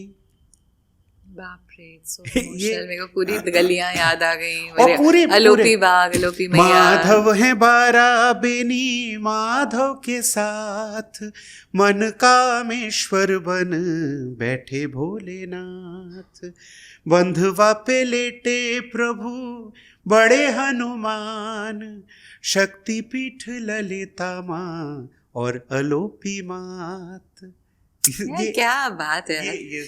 एक रिक्वेस्ट है मेरी, जो आपके लिए मैंने एक छोटा सा हनुमान जी का लिखा था, कभी आपको था ना? बहुत सुंदर भक्ति जय हनुमंता जय भगवंता, जय हनुमंता जय भगवंता।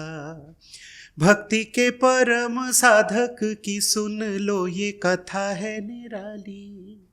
शक्ति अपार टिके ना कोई शत्रु कितना भी हो बलशाली।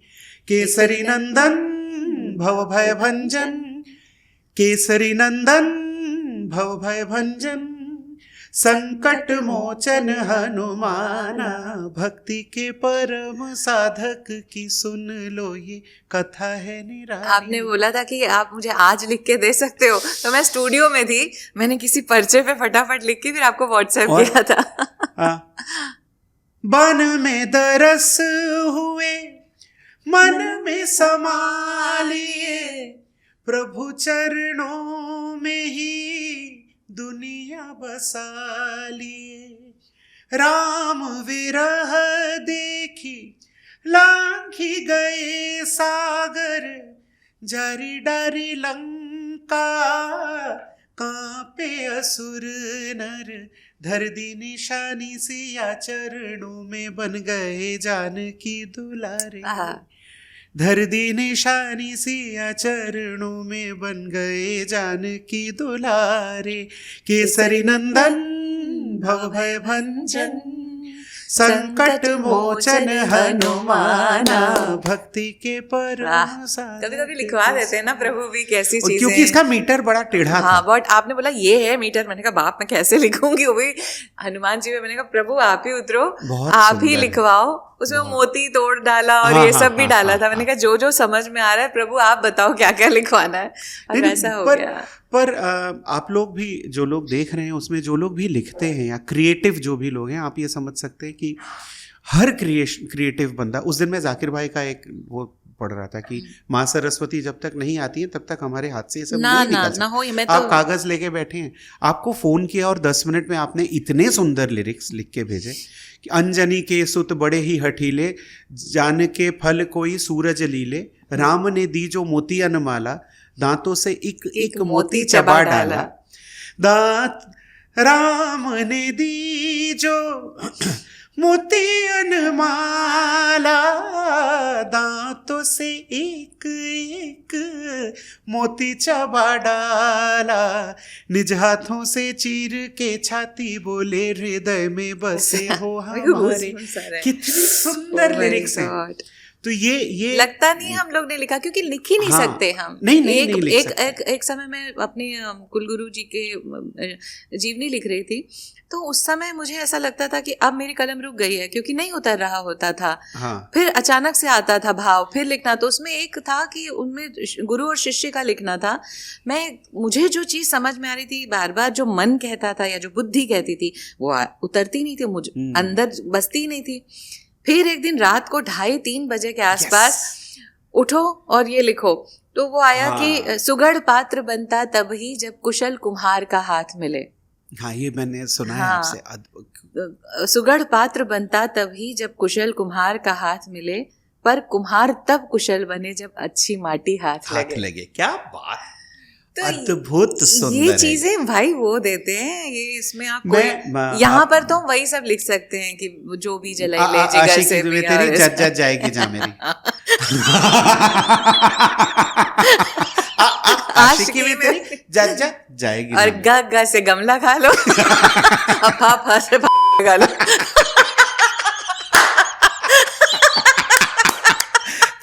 ये जो 3 बजे वाला आपने सेगमेंट बोला, मैं माँ पे कुछ लिख रहा था। मेरा क्या था, मुझे सुनना है भाई। नहीं, पहला वाला जो नहीं सुनाऊंगा उसमें आप रोने लगेंगी, बिकॉज वो मेरी मम्मी की डेथ पे मैंने लिखा था। फिर मुझे लगा कि वो जो सपना दी और वो सबका उनका वो बताओ कि माँ जो है वो, मतलब मेरी मम्मी बहुत जल्दी चली गई थी। मैं 31 साल का था शायद तब। तो मुझे ये लगा कि कॉलेज में जहाँ मैं परफॉर्म करता हूँ उन सब लोगों के लिए मुझे कुछ बनाना है जो गिटार अनकाहन इसका जो फाइनल लाइन था वो भी ऐसे ही रात को 3 बजे उठ के ऐसे उठो और लिखो, इस तरह का। तो ये ऐसा है, आप भी सुनिएगा। वो जो जन्म देती है वो है माँ, वो जो प्यार करती है वो है माँ। आँच तुझ पे आने नहीं देती है वो है माँ जो घर को घर बनाती है, वो है माँ लोरियां गाती है, कहानी सुनाती है, पापा के गुस्से से तुझको बचाती है, तू रूठ जाए तो ऐसे बनाती है जैसे परी कोई सपने में आती है वो जो। और दूसरा जो अंतरा था उसमें मुझे लगा कि मम्मी का नाम झरना है, मौसी का नाम सपना है, दीदी भी मेरी जो सबसे क्लोज दीदी थी वो भी बहुत जल्दी चली गई, उसका नाम था रचना। तो ये मैं स्टेज पे गाते समय गाता हूँ। रचना दीदी के जाने के पहले मैं गाना ये बना चुका था। तो सेकंड अंतरा था, चाहत का झरना है, प्रभु की रचना है, जीवन का वो सबसे सुंदर सा सपना है, रब की वो मूरत है, वो खूबसूरत है, ममता की दौलत है, सबकी जरूरत है, वो जो तुझको गढ़ती है। मुझे इस वर्ड के लिए अनूप जी ने बहुत तारीफ की थी कि गढ़ती कोई गाने में हमने यूजुअली नहीं सुना है। वो जो तुझको गढ़ती है वो है माँ, जबकि इसमें कोई भी वर्ड अपने आप में बड़ा क्लिष्ट कुछ नहीं है। तो पता नहीं समझो ये माँ बाप ऐसी चीज होते हैं ना कि ओह माय गॉड वो तो बहुत बहुत क्लोज कुछ और होता है। और उनके बाद फिर संसार में आप हाथ पाँव तो चला रहे होते हो, पर ऐसा लगता है कि बैक पे कुछ खाली बन है। तो ये था। और इस तरह के बहुत सारे गाने। हमारे अमावस्या का मेला मैंने जब किया, अमावस्या का मेला मुझे कंपोज करते समय इतना टाइम देना पड़ा ना, तो वो जो था ना, एही में चंपा चमेली भेटैली, अब बचपन के दुनो सहेली भेटैली, यापन सुनावे वापन सुनावे, दुनो अपने गहना गदे लगे नावे, अशोका बनौलू अशोका गढ़ौलू, तू जीजा का फोटो ना अब तक पठौलू, नहीं उन्हें रोके ना वो इन्हें टोके, दोनों अपने दुल्हा के तारीफ झोंके, हमें अपने सासू के पुत्री तू जान, हमें ससुर जी के पगरी तू जान, शहरियों में पक्की देहतियों में पक्की, चलत हुए टेम्पू चलत हुए चक्की, मन मन जा रे आगड़े लगली दुनो, भयल तू मैं लड़े लगली दुनो, साधु छुड़ावे सिपाही छुड़ावे, हलवाई जैसे कढ़ाई छुड़ावे, अमावस्या का मेला हलवाई जैसे कढ़ाई छुड़ावे, कैसे कुर्चन में ऐसे किसी की लड़ाई छुड़ा रहा है, क्या लिखते थे यार भाई कैलाश। पर दीदी क्या है कि इस गाने को कंपोज करने में मुझे जितना आनंद मिला ना, एक गाना जहाँ पे अमावस का मेला मतलब कुंभ का माघ का जो मेला है, उस मेले की सारी चीजें उन्होंने, आप लोग प्लीज जाके गूगल पे सर्च कीजिए अमावस्या का मेला, कैलाश गौतम जी ने वो जब बोला भी है तो वो कैसे बोला। मैंने पहले इसको शायद 30 बार कैलाश भैया का वो वीडियो सुना, फिर मैंने देखा ये गाना नॉर्मल की एक ट्रैक बना दिया और हो गया। ये गाना मैंने हारमोनियम पे रिकॉर्ड किया है और पीछे ढोलक। तो केहू साल स्वेटर दो साला मोलावे, केहू बस अटैची के ताला मोलावे, केहू चाय दानी पियाला मोलावे, सोठौरा के केहू मसाला मोलावे, सोठौरा के। हाँ, ओ माय गॉड, ये ना ये सब यूपी वाले समझ पाएंगे। और 11 पन्ने का गाना है। हाँ बिल्कुल। तो वो करते करते याद हो गया। और उसमें गुजराती ने मुझे बहुत हेल्प किया। एक मुझे इसी बीच में ही टोक देती हूँ क्योंकि मैं अहमदाबाद में बेस्ड हूँ, यहाँ तो आई हुई हूँ आप लोगों के लिए। मुझे एक गुजराती भी सुनाओ ना, क्योंकि हमारी गुजराती में एक से एक गाने हैं, मतलब मेरे अपना कुछ पहचान। स्वामीनारायण का जो सबसे फेमस गाना है जो हर घर में सुबह बजता है और वो YouTube के व्यूज इसके 3.5 करोड़ हैं। बाप रे। तो वो मेरा गाया हुआ है, वो लोगों को लगता है कि वो उस्मान भैया ने गाया है। अच्छा। क्योंकि कोई यकीन नहीं करता कि कोई बंगाली गा रहा होगा। तो ओके, हाँ। आज मारे ओरडे रे आव्या विनाशी अलबेल बाई में बोलाविया रे, सुंदर छोगा वाड़ो छेल, आज मारे ओरडे रे। वाह। इस तरह का 23 मिनट का गाना है। देन पंखियों एकल शोर कर्यो भाई, धरती ने सूरज चूम्यो, पंखियों एकल शोर कर्यो भाई, धरती ने सूरज चूम्यो, उथली लईने साजनो समीर आज वने वन घूम्यो वने वन घूम्यो ओहो खुली पड़ेली प्रीत नो वड़त कड़ी कड़ी ये जाण्यो खुली पड़ेली प्रीत नो वड़त कड़ी कड़ी ये जाण्यो शरमनी मनी धरणी काली रात नो घूमटो ताण्यो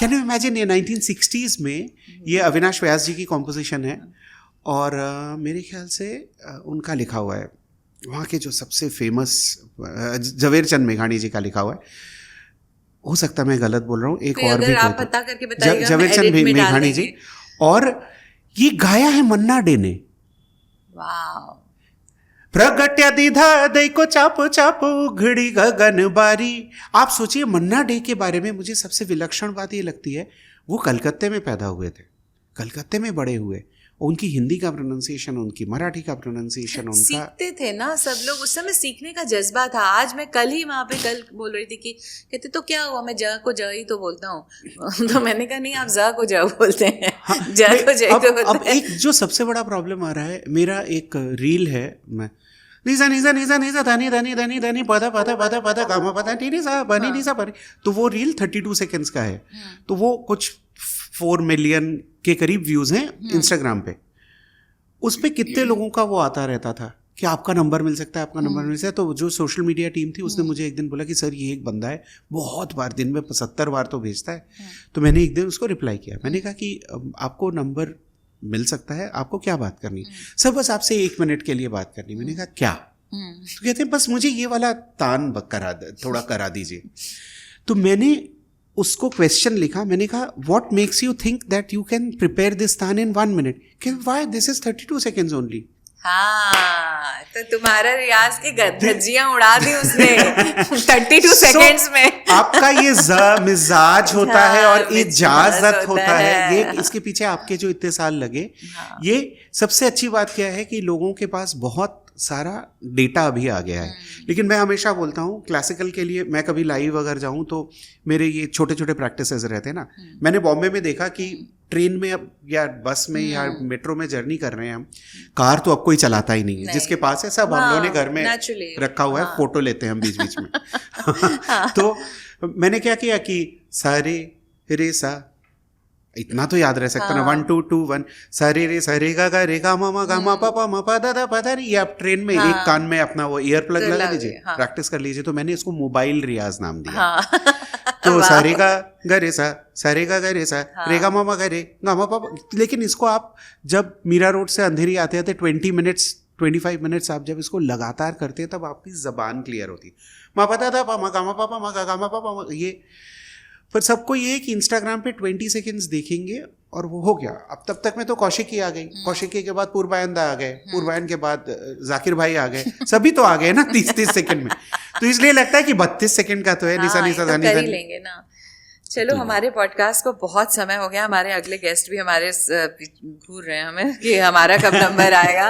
बट इतना मज़ेदार सफ़र रहा इतना अच्छा लगा मुझे लग रहा है कि हमें आपके साथ रेगुलर पॉडकास्ट करते रहना चाहिए एक संगीत की अलग प्लेलिस्ट बना लेते हैं जिसमें बहुत कुछ सीखने को मिलेगा 2 चीज़ें फटाफट अब और क्या और किस चीज़ पे आप आगे बढ़ रहे हैं दूसरा इन्हीं यंगस्टर्स के लिए आप क्या कहना चाहते हैं अब आप क्या करने वाले हो उसके बाद यंगस्टर्स को क्या कहना चाहते हो और शायद छोटी सी एक लालच है कि जो आप बॉलीवुड से सीखो करवा रहे हो उसमें कोई एक गाने का जो सरगम में आप बताते हो वो एक छोटी सी झलक दिखा दो यंगस्टर्स से मेरा सबसे पहला वो है कि इंस्टाग्राम थोड़ी देर के लिए इंस्टेंट ग्रेटिफिकेशन या इंस्टेंट एनर्जी के लिए आनंद लेने के लिए एक जगह है इंस्टाग्राम में आपको अगर कुछ अच्छा लगता है जैसे मैंने बोला नीसा सा रे रे गा गा मामा पापा दादा नी सा रे सा नी दादा पापा मामा गा गा रे सा ये शायद मैंने 10 सेकंड में या 12 सेकंड में बोला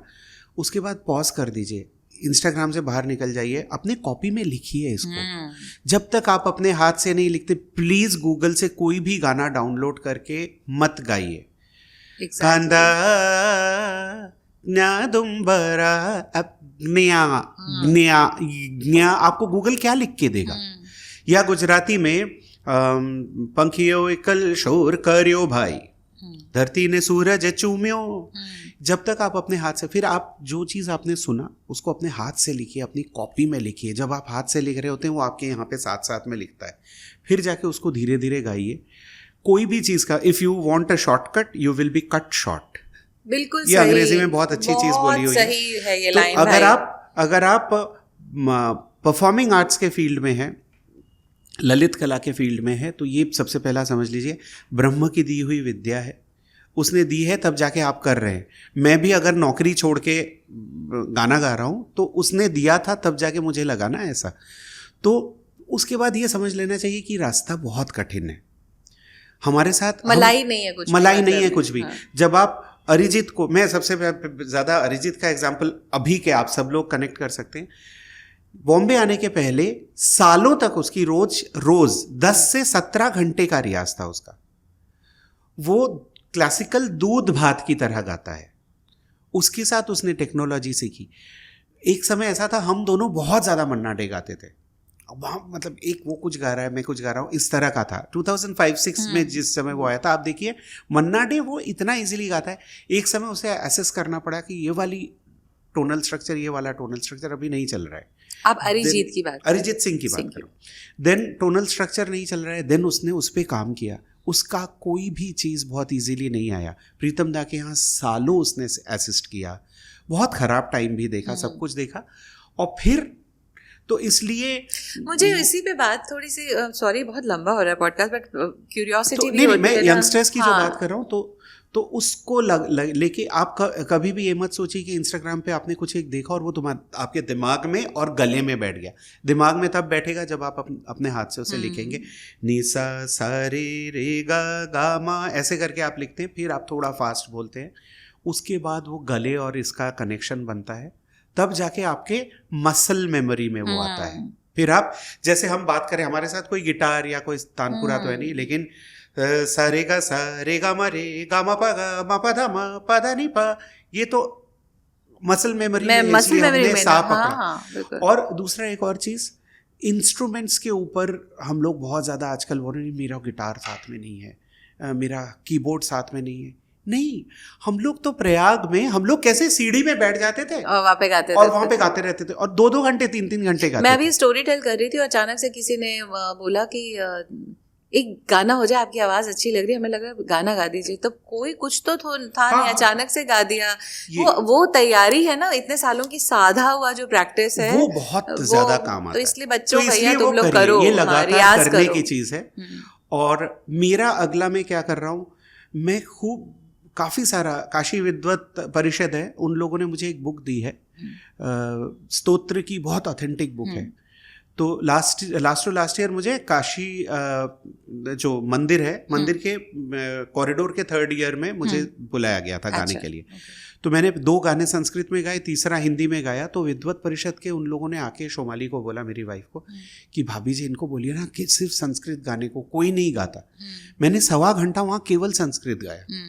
तो वो जो तैयारी की हुई थी तभी तो गाया। हाँ, तो मैं संस्कृत का काफ़ी कुछ मतलब काम करता जा रहा हूँ। ऐसे देश के कुछ एक बहुत ही अच्छे पंडित लोग हैं जिनको मैं ये करके पहले भेजता हूँ और उसके बाद जाके वो लोग मुझे, मतलब उसकी परिष्कृत जो उच्चारण है, द संस्कृत चैनल करके हाँ, एक है, उदय श्रेयस का, उदय से मेरी बात होती रहती है। तो मेरा ये है कि मैं अपने गाने खूब सारे बना रहा हूँ, बहुत अच्छी बात, बॉलीवुड के खूब शोज कर रहा हूँ। सबसे बड़ी बात, किसी को संगीत में चाहिए तो मैं कर रहा हूँ, कॉर्पोरेट में चाहिए तो मैं कर रहा हूँ, नचाना है तो मैं कर रहा हूँ। वो एंटरटेनमेंट करके उससे मैं अपनी पढ़ाई लिखाई का काम कर रहा हूँ। मुझे तो मैंने बताया था कि मेरा एक शो है नारी करके, उसमें मैंने आपको बोला है कि मेरे को 4-5 गाने आप कंपोज करो, धमाकेदार और अच्छे वाले। और कंपोज बहुत कुछ कर रहा हूँ और मेरा एक असिस्टेंट है who is doing a very good music job. Great. तो आप मुझे अब वो भी बता दो बॉलीवुड का एक कोई वो, और फिर बाद में हम इन्हीं लम्हों से गुजर के पे ही खत्म करेंगे। बॉलीवुड के जो आप नहीं, आप जो बताते हैं ना सरगम में उसको कैसे करते हैं, बस वो। तो सरगम जो है, सरगम सा रे गा मा पा धा नी सा सा नी धा पा मा गा रे सा। सरगम अगर आप पकड़ना चाहते हैं ना कि कौन सा गाने का सरगम निकालने की कोशिश करिए, तो सारे गा गा गा गा गा गा गा गा गा गा रे गा मा गा गा गा गा रे रे रे रे नी रे सा पा पा पा पा पा। आपको समझ में आ गया कि हम कौन सा गाना गा रहे हैं। देन सा सा रे सा मा गा सा सा रे सा पा मा सा सा दा मा गा रे नी धा मा पा मा। तो सिंप्लीफाइड चीज़ों का सरगम निकालना शुरू करिए। आपको किसी ने नहीं बोला है कि कुहू कुहू बोले कोयलिया का सरगम पहले दिन निकालिए। आप उसके साथ दोस्ती करिए, रोज उसकी हाजिरी लगाइए। मैंने सबसे पहले उसकी निकाली थी, जिंदगी एक सफर है सुहाना। तो जिसकी आप रोज हाजिरी लगाने लगेंगे वो आपकी हाजिरी लगाने लगेगा। सो वंस यू मेक, सुरों के साथ आपने दोस्ती कर ली तो आप देखेंगे कि जब आप ट्रेन में हैं, जब आप खाली हैं, जब आप पॉटी कर रहे हैं, उस समय भी वो आपके साथ। वो जो पीछे बैठे हंस रही है ना बहुत जोर जोर से, इसकी मेरी पहचान भी हुई थी कि मैं आगे आगे चल रही थी और मैं गाते हुए जा रही थी अपना। मेरी आदत थी, मैं हमेशा गाते रहती थी कि कौन है ये लेडी जो गाती है। हाँ। तो अच्छा गाती है। फिर धीरे धीरे पहचान हुई हमारी। सो जिस चीज़ से आपका जुनून कहते हो आप, जिस चीज़ में आपको आगे बढ़ना होता है, अगर आपने उसका हर पल श्वास श्वास रियाज नहीं किया तो आप भूल जाओ कि आप उसमें पारंगत होगे। हाँ, आप टेक्नोलॉजी की दुनिया में और इतने साल से ये करते करते मैं आजकल एक चीज़ बोलने लगा हूँ जो मुझे बड़ा अच्छा लगता है। लोग समझते हैं नहीं समझते नहीं पता। कभी होता है ना भारी भारी कुछ बोल दीजिए तो लोग बोलते हैं वाह क्या बोला, रंग दे तू मुझे गेरुआ गेरुआ नहीं, जैसे वो आर्किमिडीज का, अरे वो इनका प्रिंसिपल था ना, थ्योरी ऑफ रिलेटिविटी, आइंस्टीन का। तो एक बार आइंस्टीन ने इनको बोला, अरे बहुत हंसाते थे जो चार्ली चैपलिन। आइंस्टीन का एक स्टेटमेंट बड़ा फेमस है। आइंस्टीन ने चार्ली चैपलिन को बोला कि आपका तो अद्भुत है, आप कुछ बोलते नहीं तब भी लोगों को सब समझ में आ जाता है और लोग कितना हंसते हैं। तो चार्ली चैपलिन ने बोला आपका तो और अद्भुत है, आप कितना कुछ बोल जाते हैं, लोगों को कुछ भी समझ में नहीं आता तब भी। तो इसलिए जिहाल मस्ती मकुन करके अपना खुद करके चले जाओ। हाँ, बात कि क्या इसमें बात आज तक ताली बजा रहे हो तो निर्मला सीतारामन ने जो बोला समझ में नहीं आता है तब भी ताली बजा। बजट बड़ा अच्छा था। यशराज जी ने बिना कुछ बोले हुए पूरी फिल्में बना दी भाई साहब। क्या बात कर रहे हो? उनके राइटर्स को कैसे समझ में आता होगा? शाहरुख खान कहते हैं कि वो मुझे कुछ सुनाया, कहता समझ में आई, मुझे समझ आ गई वो समझ आ गई बाकी और कैमरे पे क्या उतार देते थे। हाँ। तो ये दुनिया है। चलिए आज तो इसलिए हाँ, मैं आजकल ये बोलता हूँ कि रियाज करना नहीं होता है, रियाज में होना होता है। Once you are into it तो आप एक ट्रेन में खड़क सा मैं उसी में कुछ ना कुछ, हाँ, मैं उसमें लिरिक्स फिट करती हूँ। बगल में कोई वो जा रहा होता तो मैं उसमें कुछ फिट करने की कोशिश करती हूँ। तो अगर आप उसमें हैं, उस रिदम में हैं, उस सुर में हैं, उस लय में हैं, उसको अपने आत्मसात कर लीजिए।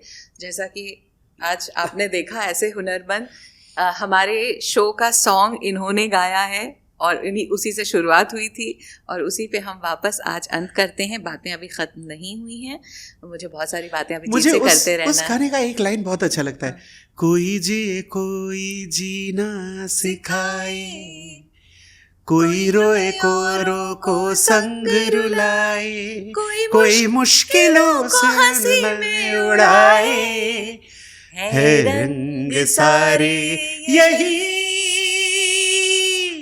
इन्हीं लम्हों पे गुजर के। Thank you Abhijeet. एक मिनट, हाँ, ये साथ में गा देते हैं, इन्हीं लम्हों से गुजर के। हाँ, बहुत स्वीट है। Thank you so much Abhijeet, दिल से शुक्रिया, बहुत मजा आया। हालांकि एक सवाल इसमें ऐसा होता है कि हमेशा एक गेस्ट मुझसे सवाल पूछते हैं, आपका वो सवाल रह गया, बट अगर आपको कुछ पूछना है तो ठीक है, वरना हम खत्म करते हैं। नहीं, हम लोगों ने आज, मुझे लगता है इससे अच्छा पॉडकास्ट सोचा ही नहीं जा सकता। हमने कुछ सवाल किया ही नहीं, हम लोगों ने आपस में बहुत सारी बातें की। हाँ। और लोगों ने एंजॉय किया। जो मेरे आसपास के चेहरे, उनके मुंह में हैंगर्स फिट हो गए हैं करके सब हंस रहे हैं। तब से भैया भी जब हंस रहे थे, मुझे लगा कि जब यहाँ वहाँ के लोग इतना एंजॉय कर रहे हैं तो अभी फिर देखने वाला भी बहुत एंजॉय करेगा। Wait तो percolate. आज को इधर ही समाप्त करते हैं इन्हीं लम्हों से गुजर के इस एपिसोड में मैंने बहुत एंजॉय किया, आपने किया तो मुझे प्लीज कमेंट कीजिएगा, प्लीज सब्सक्राइब आज चैनल, हमें उसी से मोटिवेशन मिलती है। Thank you so much. और आप भी जरा सब्सक्राइब कर लेना हमारे हाँ channel एकदम को। जरूर से मैंने कर लिया अच्छा, ऑलरेडी। ठीक है। Thank you so much Abhijeet, फिर Thank- मिलते हैं और मिलते रहेंगे। जरूर, नमस्कार। इन्हीं लम्हों से गुजर के